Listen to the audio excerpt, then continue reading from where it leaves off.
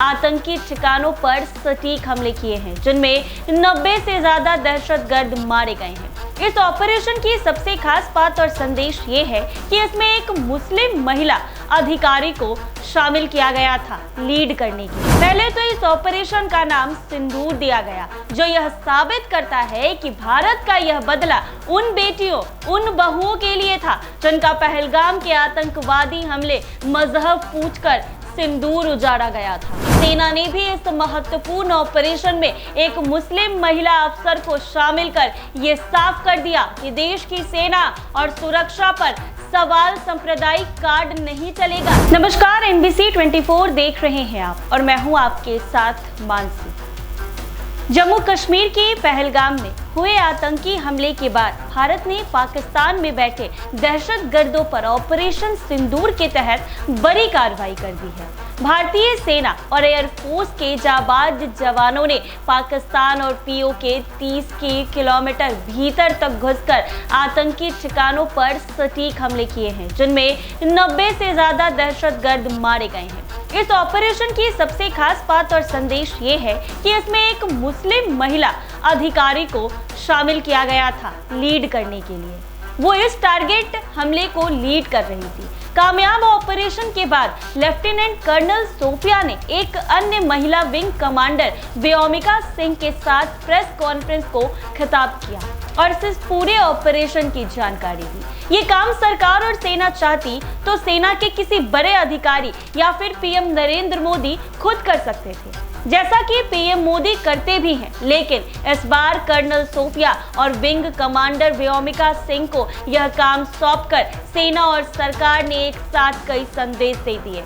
पहले तो इस ऑपरेशन का नाम सिंदूर दिया गया, जो यह साबित करता है कि भारत का यह बदला उन बेटियों, उन बहुओं के लिए था जिनका पहलगाम के आतंकवादी हमले मजहब पूछकर सिंदूर उजाड़ा गया था। पहलगाम हमले में पहली बार धर्म पूछकर पुरुषों की टारगेट किलिंग की गई थी, इसीलिए सिंदूर उजाड़ने का बदला भी देश की बेटियों ने ही लिया था। देश ने साबित कर दिया कि भारत की बेटियां भी पुरुषों से कम नहीं हैं। अगर वो चूड़ियां पहनती हैं, सिंदूर लगाती हैं, तो जरूरत पड़ने पर दुश्मनों की चूड़ियां भी टाइट कर सकती हैं और बदले में दुश्मनों के बेटियों के भी सिंदूर उजाड़ सकती हैं। पहलगाम हमले का पूरा मकसद देश में हिंदू मुस्लिम एकता और सौहार्द को बिगाड़ना था। देश में मौजूद कुछ निहित स्वार्थों ने इसे बिगाड़ने की कोशिश भी की, लेकिन देशवासियों ने इस साजिश को नाकाम कर दिया। सेना ने भी इस महत्वपूर्ण ऑपरेशन में एक मुस्लिम महिला अफसर को शामिल कर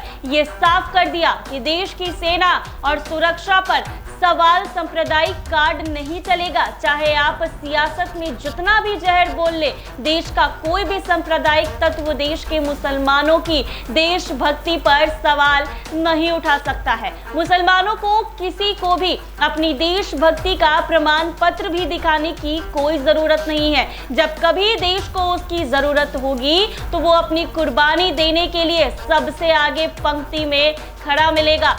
ठीक वैसे ही जैसे लेफ्टिनेंट कर्नल सोफिया कुरैशी खड़ी रही, भविष्य में कर्नल सोफिया कुरैशी अब मुसलमानों की नई आइकन होंगी। वो वीर अब्दुल हमीद, APJ कलाम और दूसरों की तरह याद रखी जाएंगी। सोफिया के बहाने सेना और सरकार ने पाकिस्तान और दुनिया के दूसरे मुल्कों को ये संदेश दिया है कि जो ये कहते हैं कि भारत में अल्पसंख्यकों के साथ भेदभाव होता है और उनकी सबसे ज्यादा ज्यादती होती है, तो इसमें दुनिया भर में संदेश गया है कि भारत का मुस्लिम अल्पसंख्यक देश की बड़ी सामरिक कार्रवाइयों में लीडर की भूमिका निभाता है।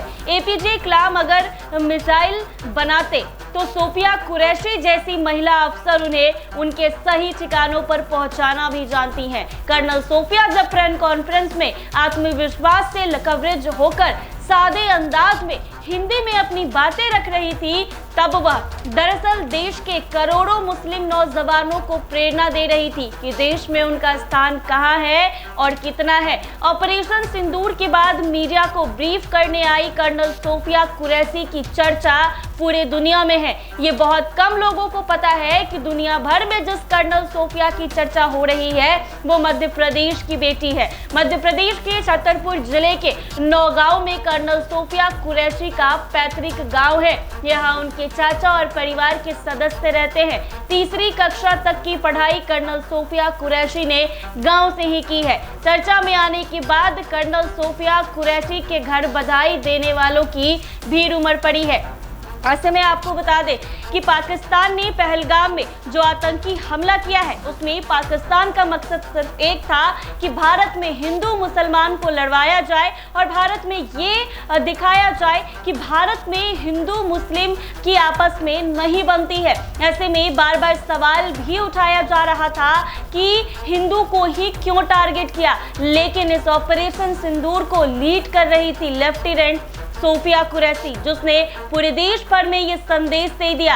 एक मुस्लिम महिला अधिकारी को शामिल गया, वो टारगेटेड हमले को लीड कर रही थी। कामयाब ऑपरेशन के बाद लेफ्टिनेंट कर्नल सोफिया ने एक अन्य महिला विंग कमांडर व्योमिका सिंह के साथ प्रेस कॉन्फ्रेंस में पूरी जानकारी दी। और मैं आपको बता दूं कि ये पूरे ऑपरेशन सिंदूर को ये लीड कर रही थी। अब पूरे देश भर में इनकी चर्चा है, सोफिया की चर्चा पूरे देश भर में है। हर कोई इनकी चर्चा कर रहा है और हर किसी को गर्व है। और सिर्फ एक मुस्लिम महिला और एक व्योमिका सिंह जो कि हिंदू महिला थी, इन दोनों ही महिला को ही इस पूरे ऑपरेशन को लीड करने के लिए कहा गया। ऐसा इसीलिए क्योंकि पहलगाम में हुए आतंकी हमला में न जाने कितनी बहन ने अपने भाई खोया, कितनी मां ने अपना बेटा खोया और कितनी पत्नियों ने अपनी पति को खोया। तो ऐसे में जरूरत पड़ने पर अगर महिला खुद सिंदूर लगाती हैं और खुद चूड़ी पहनती हैं तो जरूरत पड़ने पर